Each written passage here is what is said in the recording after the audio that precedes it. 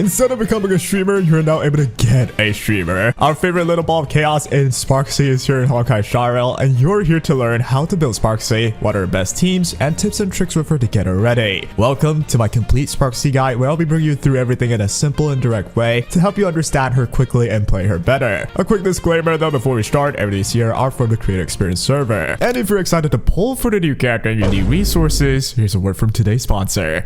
Listen, pulling for characters can be a train wreck like this one, which is why I like to introduce a website named Aniba. Aniba offers top-up services that I personally use in order to get the best top-up deals at a discount for the same top-ups that I already planned to purchase. You know I only use the trusted sources, which is perfect since Aniba complies with Hoyo vs top-up service guidelines, and that's the biggest doubt removed. So to get a new big prize in yaoguang here with Aniba, click my link in the description, purchase the bundle you'd like, which actually has localized prices based on your location, enter yours or maybe even a friend's server and user ID, complete the purchase, and voila, your resources are in game, no fussy login required, zero hassle involved. You even get a 10% cashback for your purchases that you can claim in your Aniba wallet for your next purchase, so it's just more money saved. If you're already planning on spending anyway, Aniba is honestly a good deal, and why not give it a look-see? The curse of buy, look, get yourself those glorious V4 characters instead, how about that? And this actually helps you very much to afford food on the table, and I appreciate your support. Now then, back to the video.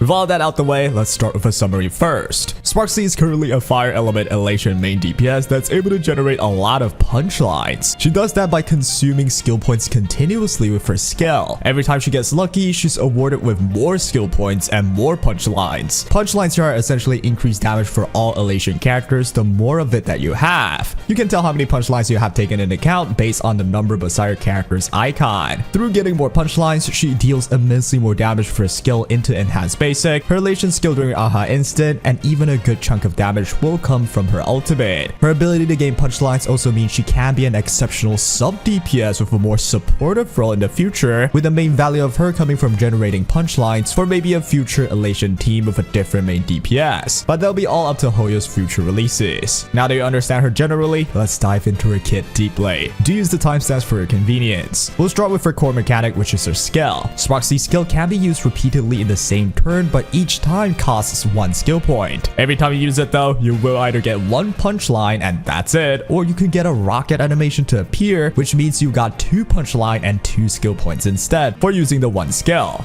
What you get is based on luck, and if you're lucky enough, you can spam the skill, spend 1 skill point, get 2 skill points back and 2 punchline, and you can repeat that for a maximum of 20 skills done, which is the limit. The more times you get to use this skill, the more your multiplier increase on your enhanced basic, and the higher damage output in general with the extra punchlines. This skill is your main way to generate punchlines that can help every elation character on the team, with a caveat being the high skill point usage every single time Sparxie takes a turn. And sometimes you might actually run out of skill point after using the skill maybe once or twice if you are repeatedly unlucky and you couldn't get the extra skill points all the time. Once you're done with her skill, let's look directly at her enhanced basic. Her enhanced basic deals damage to one enemy for the most damage and adjacent enemies for partial damage. This will be the main way she deals damage during her turn, which is to spam skills into this exact enhanced basic. Very straightforward. This makes characters like the post-buff Sparkle and Yaoguang that are good at providing skill points essential for Sparxie to do well. Next, we can take a look at her ultimate, which is simple. She gains 2 punchlines and deal damage to all enemies. You will do great damage with high punchlines with this. Next up is her elation skill, which deals damage to all enemies and 20 additional instances of damage to 1 random enemy. She also gains 2 throw points, which are basically 2 free skill points that will be spent first next time Sparxie uses any skill points. So it's essentially extra skill points for her. Next up, we have her talent, which says when Sparxie holds Certified Bagger, which she will be holding it after AHA instant, using enhanced basic attack will do more damage and more extra instances as well based on the number of engagement farming triggered. Basically what this means is if she gets Certified Bagger, which will happen after every AHA instant, she'll just be doing more damage on her enhanced basic for every skill usage done, which in my opinion this completes her kit fully. Moving up next, we have her bonus abilities. Firstly, Sparxie provides up to 80% crit damage buff for all allies for every punchline currently owned. This effect is very easily maxed out as you will almost always have more than 10 punchlines, and this is one of the main reasons why Sparxie can actually be considered as a supportive character too, since you know she does buff your whole team. This points towards her being a position where she might be a sub DPS that has supportive features as well in the future elation team. The next bonus ability states that for every 100 of Sparxie's attack stat that exceeds 2000, she gains 5% elation, up to a maximum of 80%. In order to max max this, you're looking for a minimum of 3,600 attack, which can be achieved with her own stat line, or actually, you can also just hit that stat by buffing her attack in-game. That means characters like Danhang that has attack boost will be really helpful for Sparxie to reach this stat line. The final bonus ability here says that when there are 1, 2, 3 or more elation characters, Sparxie's ult will additionally gain 2, 4 or 8 punch lines and 1, 1 or 4 thrill respectively. This directly means again she's great in elation teams with many elation characters, and it goes to show how her performance right now is far from being complete. With her kit out the way, let's take a look at her Lightcones. Obviously the best will be her signature, with very unique effects like increasing the skill point upper limit based on the number of elation characters on the team, up to a maximum of 3. Right now you can only get to 2 since there's only 2 elation characters in the whole game, but that will change in the future with more elation character released. Furthermore, this Lightcone actually comes with team-like buffing capabilities where Sparxie can buff 20% of elation for all allies. Again, this shows her supportive capabilities and introduces her with an idea to be more of a supportive character in the future that can still do damage, kind of similar to Everknight's role. For alternatives, you're looking for the 4-star Today's Good Luck, which is just a simple damage increasing one, or Yaoguang's Lightcone if you somehow have spares of that. After that though, you can also consider Mushy Shroomi's Adventures,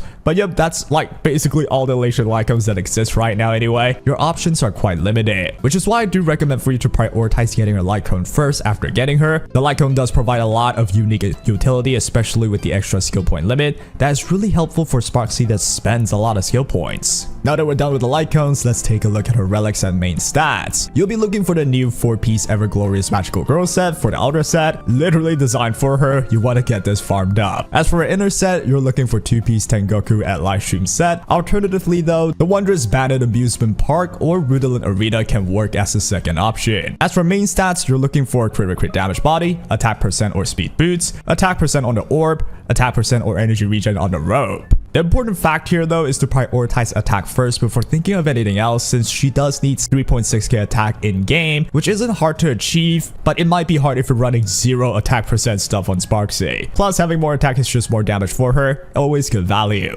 As for her substats, do focus on crit rate, crit damage, then attack, then speed. She does need good crit rate as well since she needs to crit for better damage, so do prioritize that after attack percent. But then again, who knows, with future elation characters, they might also be able to buff crit rate. But for Sparxie though, I'd like to keep her crit rate as high as I can right now. Moving on, let's take a look at her best teams. I've done multiple showcases on her already, and her best team is definitely the Sparxie, Yaoguang, Sparkle, and Danhang PT team. You can swap out Danhang PT for say Huo or just any healers, but given he's one of the best at generating valuable skill points for Sparxie, and he provides very needed attack buff for Sparxie as well to reach her 3.6k threshold, it's honestly still a really good deal to have Danhang PT on the team. This team isn't quite completed yet, with Sparxie's kit especially not being fully utilized with the lack of elation characters in the game, and you should expect to have to replace at least one character out of this team with a future elation character if you do wish to play the full capability of this elation team. But for now though, the performance of this team is more than qualified to beat any endgame mode right now. But if you're wondering how it compares to a fully completed Castrus Remembrance team fully invested, obviously it's not exactly better than that at the moment since the elation archetype is not completed yet. With the best team out the way though, let's take a look at alternatives. I honestly recommend against alternative teams after testing, since having Yaoguang and Sparxie at the moment simply works way better when you have both than having only one single elation character in the whole team. But if you really have to go for alternative teams without Yaoguang, you can think of replacing Yaoguang with Tribi or Robin. It'll still work out,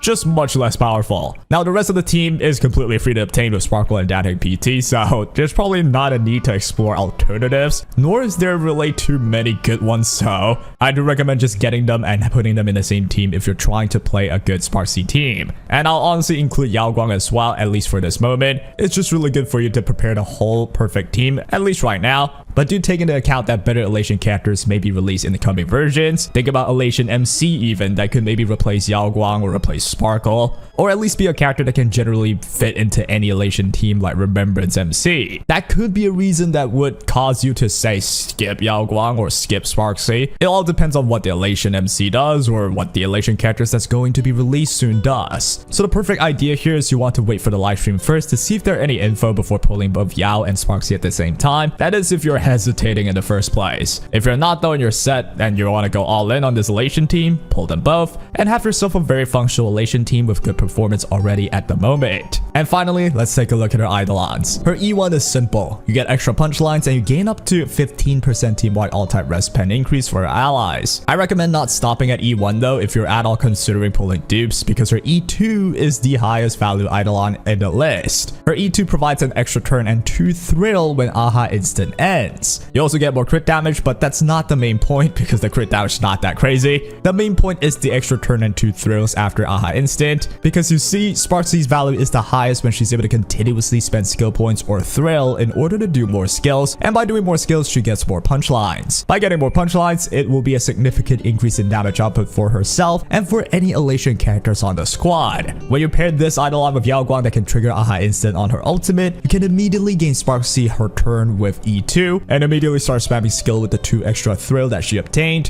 which if you get lucky enough you can actually generate way more skill points with just 2 thrill to begin with. If you're lucky, you can generate insane amounts of punch lines as well and bring devastating nuke damage for the team. And don't forget as well, you'll also get the AHA instant to happen again even after Yaoguang ult, because it kind of has its own action value. So you'll be taking so many turns with Sparxie and the value is incredible. So yep, if you're considering dupes at all, E2 is where you want to aim to start, but that is after getting her light cone though.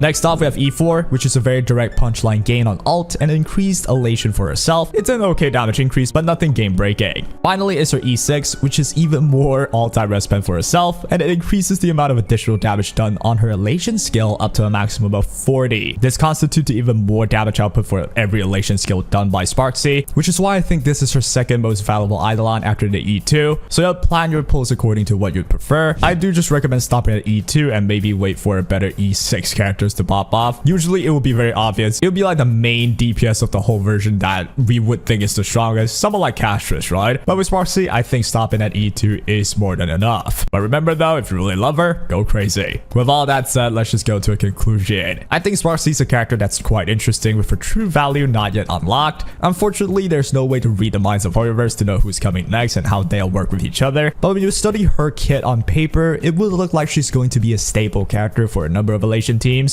I do think at the current moment, Sparxie is best played with Yaoguang though, making it kind of like a pair you have to get them both of to have the best performance. The question becomes, what about the future, right? Who's going to be released and how does Sparxie fit into those teams? Now, I do think it's their guarantee Sparxie will at least be included in one or more future elation teams along with Yaoguang, but I'm just not sure if they'll be the best at their roles until the end of the version for every single different big main DPS that's released, right? This is why I do still recommend waiting for the live stream first, see if there are any telling news, and then make an informed decision. Or you know what, do what you like, because life's too short to delay your gratification in a game by saving pulls just to be efficient, man. And that will be all. I hope I helped you out, and take care.